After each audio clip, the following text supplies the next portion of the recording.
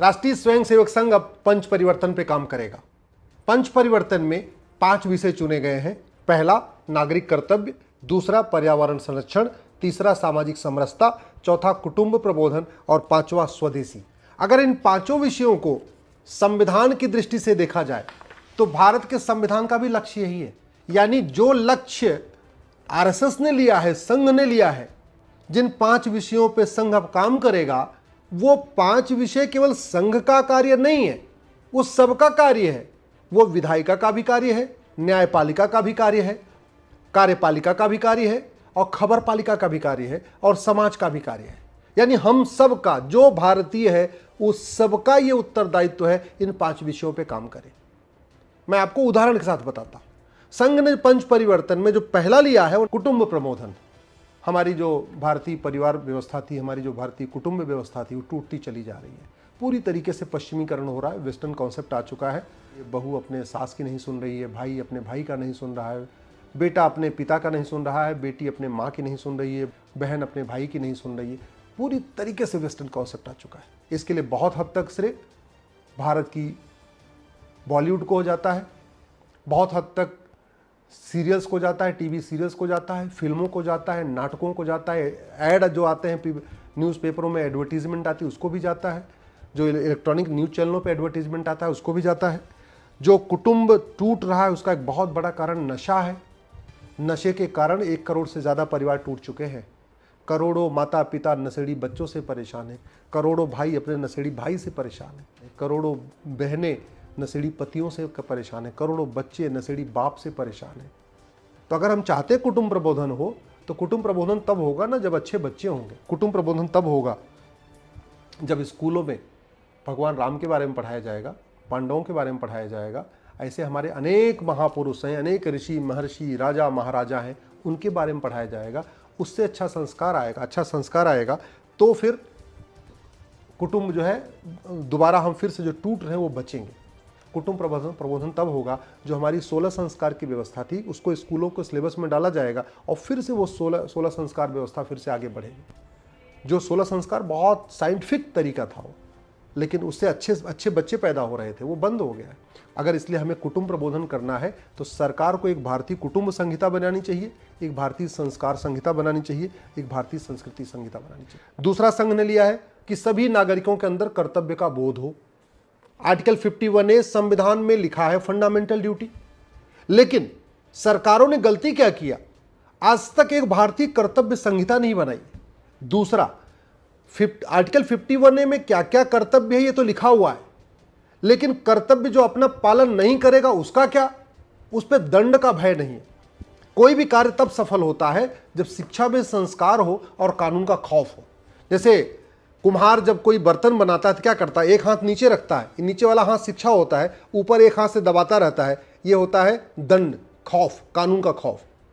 तो अगर हमें नागरिक कर्तव्य बोध जन जन तक पहुंचाना है, सब लोग कर्तव्य परायण बने, अच्छे भारतीय बने, उसका 2 ही तरीका है। एक भारतीय कर्तव्य संहिता बनाई जाए, प्राइमरी स्कूलों में एक पुस्तक हो, चाहे उसका नाम महान भारत हो, हमारा भारत हो, राम राज्य हो, और उसमें ये जो संघ ने पंच परिवर्तन लिया इस पे इसमें 5 खंड हो और 5 खंड में सब पे एक चैप्टर हो अपना अलग अलग। ये जो संघ ने पंच परिवर्तन का निर्णय लिया है, ये जब प्राइमरी स्कूलों में, जूनियर स्कूलों में के सिलेबस में आएगा, बच्चे उस पर निबंध लिखेंगे, उस पर डिबेट होगी, अध्यापक उस पर कुछ होमवर्क देंगे, बच्चा घर में जाएगा, माता पिता उसको होमवर्क कराएंगे, तब नागरिक कर्तव्य का भाव तेजी के साथ बढ़ेगा। एक भारतीय कर्तव्य संहिता की भी जरूरत है, और दूसरा जो अपना कर्तव्य न माने उसके लिए सठे साठम समाचरित भय बिन होय न प्रीत, इस सिद्धांत के अनुसार थोड़ा दंड का भी प्रावधान होना चाहिए। आर्टिकल 51A में कुछ फंडामेंटल ड्यूटीज दी हुई हैं, लेकिन इसमें बहुत बदलाव की भी जरूरत है। सब लोग पर्यावरण का संरक्षण करें, यह फंडामेंटल ड्यूटी में आना चाहिए। वोटिंग फंडामेंटल ड्यूटी होनी चाहिए, सब लोग वोटिंग करें, यह फंडामेंटल ड्यूटी में आना चाहिए। देश की एकता अखंडता मजबूत हो, यह भी आर्टिकल 51A में आना चाहिए। ऐसे ही सामाजिक समरसता मजबूत हो, बढ़े, यह भी सबकी फंडामेंटल ड्यूटी है, तो आर्टिकल 51A में वो भी आना चाहिए। इसी तरीके से स्वदेशी की भावना बढ़े, ये सबकी फंडामेंटल ड्यूटी होनी चाहिए। इसलिए मैं कहता हूं एक भारतीय कर्तव्य संहिता बनाना चाहिए, आर्टिकल 51A में थोड़ा बदलाव करना चाहिए और इसको पनिशेबल भी बनाना चाहिए। जो न माने उसको दंड का प्रावधान भी होना चाहिए। तीसरा जो लिया है सामाजिक समरसता। संघ अब सामाजिक समरसता के ऊपर काम करेगा। मेरा व्यक्तिगत मानना है कि सामाजिक समरसता तभी आएगी जब शिक्षा में संस्कार होगा और कानून का खौफ होगा। सामाजिक समरसता तब आएगी जब एक समान दंड संहिता होगी, समान पुलिस संहिता होगी, समान शिक्षा संहिता होगी, समान नागरिक संहिता होगी, समान चिकित्सा संहिता होगी, समान न्याय संहिता होगी। सामाजिक समरसता तब आएगी जब एक समान चिकित्सा संहिता होगी। सामाजिक समरसता तब आएगी जब पूरे देश की पुलिस नागरिकों की सेवक बन के काम करेगी। अभी तो वो एक तरीके से अलग तरीके से काम करती है, उसके लिए एक भारतीय पुलिस संहिता होगी। सामाजिक समरसता तब आएगी जब सबके लिए समान शिक्षा होगी। सामाजिक समरसता तब आएगी जब सबके लिए एक समान नागरिक संहिता होगी। सामाजिक समरसता तब आएगी जब कोई भी व्यक्ति अन्याय करने के पहले 100 बार सोचेगा, और वो तभी हो सकता है जब शिक्षा में संस्कार हो, कानून का खौफ हो। अभी तो भाई भाई में समरसता नहीं हो रही। एक भाई जो मजबूत होता है छोटे वाले भाई की जमीन पर कब्जा कर लेता है, अपने पड़ोसी के लोग जमीन पर कब्जा कर लेते, अपने मकान मालिक के घर पे कब्जा कर लेते, दूसरों के सोने चांदी को लूट लेते हैं। सामाजिक समरसता तब आएगी जब भ्रष्टाचार कम होगा, अपराध कम होगा, और भ्रष्टाचार अपराध तभी कम होगा जब शिक्षा में संस्कार हो, कानून का खौफ हो। हत्या हो रही है, बलात्कार हो रहा है, अपहरण हो रहा है, सामाजिक समरसता कैसे आएगी? वो तभी आएगा जब कानून का खौफ, और कानून का खौफ तब होगा जब कठोर दंड मिले, और वो भी 3 महीने, 4 महीने, 5 महीने के अंदर मिले। मुकदमा अगर 50 साल चलेगा, 40 साल चलेगा, कभी सामाजिक समरसता नहीं आएगी। सामाजिक समरसता तभी आएगी शिक्षा में संस्कार, कानून का खौफ। पर्यावरण संरक्षण, संविधान का आर्टिकल 48A भी पर्यावरण संरक्षण की बात करता है, लेकिन दुख इस बात का है आज तक एक भारतीय पर्यावरण संहिता बनी ही नहीं। एक भारतीय पर्यावरण संहिता बननी चाहिए। Air pollution, water pollution, noise pollution कैसे रुकेगा, उसके लिए पूरा एक नेशनल लेवल पे गाइडलाइन होनी चाहिए।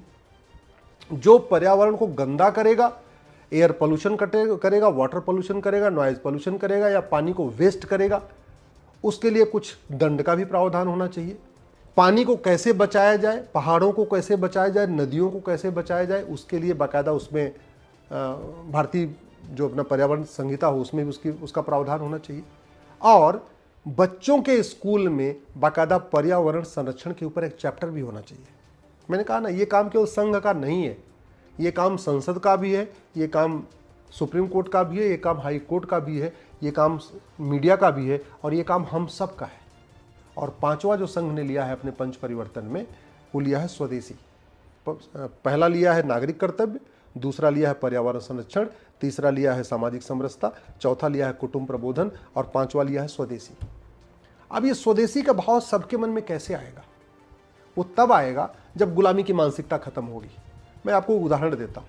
जैसे ये जिस कमरे में मैं बैठा हूँ, ये तब साफ रहेगा जब एक तो बाहर की खिड़की दरवाजे बंद रहेंगे, बाहर से कोई कूड़ा कचरा इसमें ना आए, और दूसरा प्रतिदिन यहाँ सफाई भी होती रहे। हम प्रतिदिन यहाँ सफाई करते रहेंगे, दरवाजे खिड़की खुले रहेंगे, बाहर से कचरा आता रहेगा, तब ये कक्ष साफ नहीं हो सकता।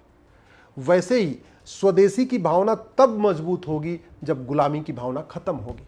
गुलामी की भावना तब खत्म होगी जब गुलामी की पुलिस व्यवस्था बदलेगी। गुलामी की भावना तब खत्म होगी जब गुलामी की चिकित्सा व्यवस्था पे कंट्रोल होगा। गुलामी की भावना तब खत्म होगी जब गुलामी की शिक्षा खत्म होगी। गुलामी की प्रशासनिक व्यवस्था बदलेगी, गुलामी की न्यायिक व्यवस्था बदलेगी। जजों की मेंटेलिटी तब बदलेगी जब सबसे पहले उनका काला गाउन बदलेगा, पीछे जो दरबान खड़ा रहता है वो दरबान बदलेगा, जब उनका ड्रेस बदलेगा, जब उनका हुलिया बदलेगा, जब भाषा बदलेगी, तब जाके सोच बदलेगी। तो स्व का भाव तब आएगा जब गुलामी का भाव खत्म होगा। इसलिए मैं कहता हूँ सबसे पहले गुलामी के नाम हटाइए। ये जो देश की राजधानी में बाबर, हुमायूं, तुगलक, गजनी, गोरी के नाम पे, लोधी के नाम पे पार्क बने हुए, सड़कें बन रहे हैं, मोहल्ले बन रहे हैं, गलियां बन रही, इनको तो बदलिए।